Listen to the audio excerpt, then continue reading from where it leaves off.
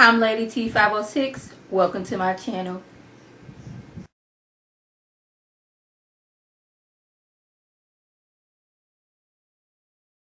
Hello everyone's. I am here for the Half and a Half Not Season 5 episode 26. So y'all, I was nitpicking this episode a lot because I feel that if I'm a viewer and I'm noticing things that just don't make sense, the people who wrote the episode and people who edited the episode should have noticed this as well. Like, how come dude that is over there to tussle, rough up Hannah does not have any gloves on? Like, I'm pretty sure that you were a professional, like, robber, thief. You should have gloves on. You have your whole palm on this woman's countertop. And when she calls the police and they go dusting for prints, they gonna find your prints there. Like, what was that all about? And she's like, he's asking, where's the money at? Candace owes me money. That's not Candace's money. That belongs to my boss. He clearly, since he's there robbing you, does not care who the proper owner of this money is. Seeing as he's there, has you not gonna roughing you up. He don't care that it's not Candace's money. He just wants to make sure it gets into his hand. That's another thing I didn't get. And why was RK in the van with Candace? Like, you would think if I didn't hire this person to rough up my mama so I can get this money, the less people knowing about this will be better. But no, we got another witness to this illegal activity that we got going on. Benny calling because he wanted to know where she's at. And I was like, well, all she got to do is just send Gion back downstairs, have her walk by and sashay, and Benny, he'll get distracted by the tail. They get to talking. She just carry him back up to her room, and you got Benny covered for the next 45 minutes. Because Benny, he'll see a hind part and be like, oh, snap, and just everything that he was supposed to be there doing then went out his head until after he done what he had to do. And he still ain't washed his tail since then. But that was just some things that I was noticing, like, why don't you have on any gloves? Why is RK here? Hannah, he clearly is here to rob you, so he doesn't care who the money initially belonged to. Just so you know that, boo-boo. So, Jeffrey gets to David's house. I'm like, oh my goodness, I'm Jeffrey Harrington. This is my daddy's house. What's going on? Well, your dad, it was a bomb. And it was a casualty. It was, we can't identify the person right now because they just all burnt up, Erica, she's probably still sitting in the car like this, head cocked back, but he's at the hospital. Do you have any clue of who would do this? Yes, my mom, Veronica Harrington. I was like, I'm glad more and more people is getting Veronica's name out here. I want her to go down for this. I do. So y'all, Wyatt is in jail and he's acting like he is entitled to his drugs. He's sitting up there telling Justin, come on, man, let's go now. I need to get my drugs. You, sir, are behind bars because you almost killed somebody. Just because you haven't, going through your dope sickness right now don't mean you were entitled to your drugs. You see all these other people right here getting dope sick? They're not getting any help. So why do you think that you're entitled to your drugs, sir? Just ask it. But I'm like, Wyatt? Justin clearly does not like you because you are friends with Jeffrey and he feels that Jeffrey is in love with you and you in love with Jeffrey. He wouldn't be the first person you would think to get drugs from, but like, why he's so in his I need my drugs right now, he's not even paying attention to that. But Justin's telling him, I got some good strong medicine. You ain't some good strong drugs. You ain't never had nothing like this. This not that regular street drugs that you used to. I got that good drugs. I was like, he gonna mess around and give you some heroin that is laced with fentanyl and you're gonna be sitting there laying there dead. Like, was you gonna do your heroin right there? Was y'all gonna go into a secluded area and you was just gonna shoot up right then and there? But I guess he's so high right now he didn't care where he was gonna get his drugs from, as long as he was getting his drugs. Where are we at? Wyatt going on again. Jim comes down there to see Wyatt, and basically Wyatt's like, I am sick right now and nobody's listening to me. I need my medicine. No, you are not sick. Well, I guess you dope sick, but it ain't like you got the stomach flu or something like that. You are sick because of something you did to your body. You out here doing heroin and now you dope sick and now you feeling the aches and pains of that. But he was like, I'm still going to testify against you. Soon as I get my medicine, ha ha ha, I'm going to testify you. I'm like, you trying to get out of jail, you would think that you would be trying to work with your dad. At least lie something so he can help you get out of jail so you can get your drugs. But you like, no. DA man said he's going to get my medicine from me if I testify against you. Ha, ha, ha. Wyatt, please sit down somewhere.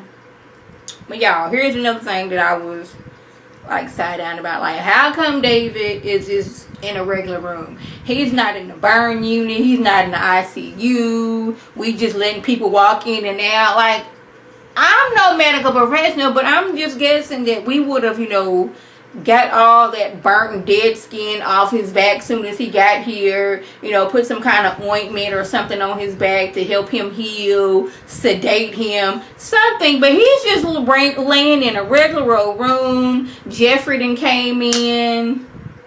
He's trying to see his daddy. Just an old crazy self sitting up there in the corner looking. I'm like, can't this man at least have this little bit of time where he can spend with his daddy? Like, Wyatt's not here, so why are we concerned? This is clearly his daddy. Can he have this moment right here? Jeffrey comes out like, dude, like, why are you here? I'm here visiting my daddy because he didn't got burned. He's like, man, I should have got rid of her when I could. What is that? He tells him, well, you remember when your mama had that accident? I was the one, made her car go off the road. I was not trying to kill her. I just wanted to send her a message, to back off on us. That's all I wanted to do. He's like, really? Is that supposed to make me feel better that you was trying to kill my mama? Even though my mama is some evil, like, I need you to go right now. I need to be with my daddy.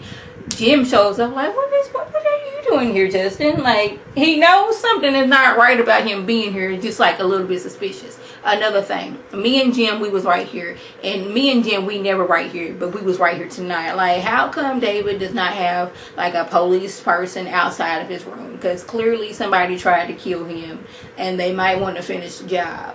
But he does say that we gonna get a guard outside your daddy's room because your mama, she extra crazy and she'll be coming back to finish off her job. Just saying. Where are we at? Okay, I didn't know you did all that. Oh, okay. So, the FBI show up to Veronica's house like, we're here to let you know that your husband was in an accident. His car was blown up.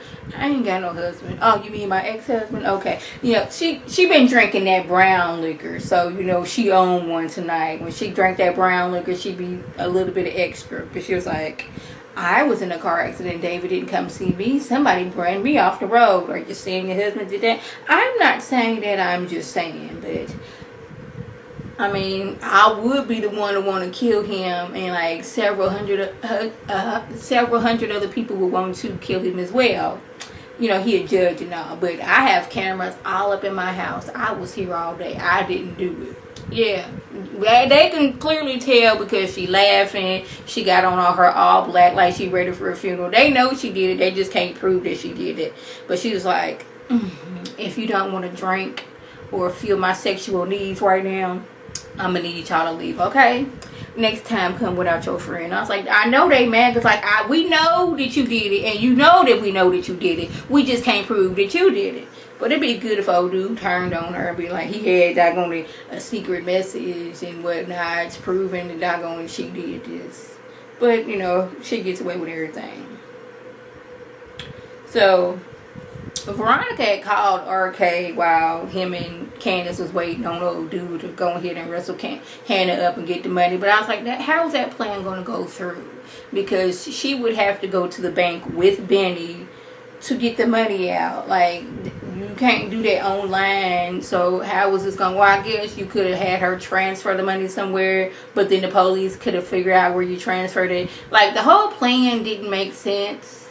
But I guess it was like, I'm going to scare you, and then I'm going to like have somebody, I'm going to say I had somebody looking at your house to make sure you're doing this. I don't know. But anyways, Veronica get to calling RK because she was like, I'm going to need you to come over here within an hour. But he's trying to play it cool like, I'm busy right now. I'll get there when I get there. But she was like, unless you want to miss out on this, you better be here within an hour. And Candace was trying to warn him, you don't want to mess with her. She is a special type of crazy. You think I'm crazy.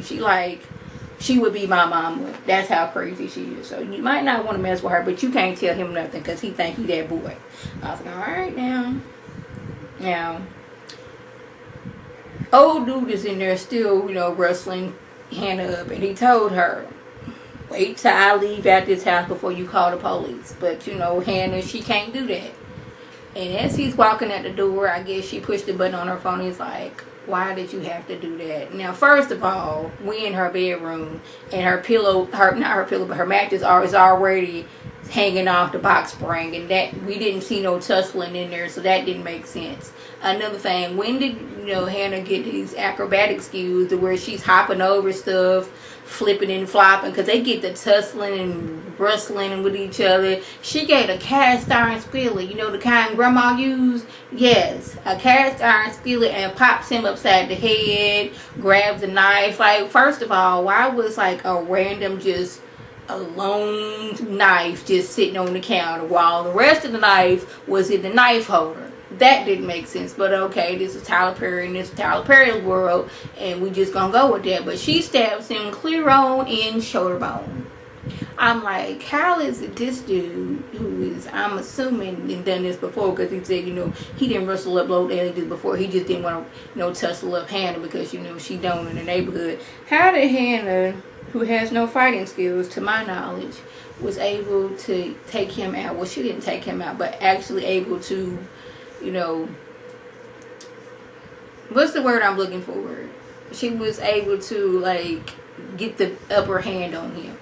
That didn't make sense to me neither. Like, you was able to pop him in the head with this cast iron skillet and stab him. You did all that. Another thing, why was Hannah's like bedroom like right outside the kitchen? That didn't make sense to me. But hey, this Tyler Perry link. So that was the gist. I went on. If I left anything out, by all means, leave a comment or video response. And like always, I want to thank my subscribers and the people watching my video. I want you to like this video, comment, and subscribe, and share this video with your friends on Facebook, Twitter, Instagram, and here on YouTube. This is Lady T signing off. Have a good one.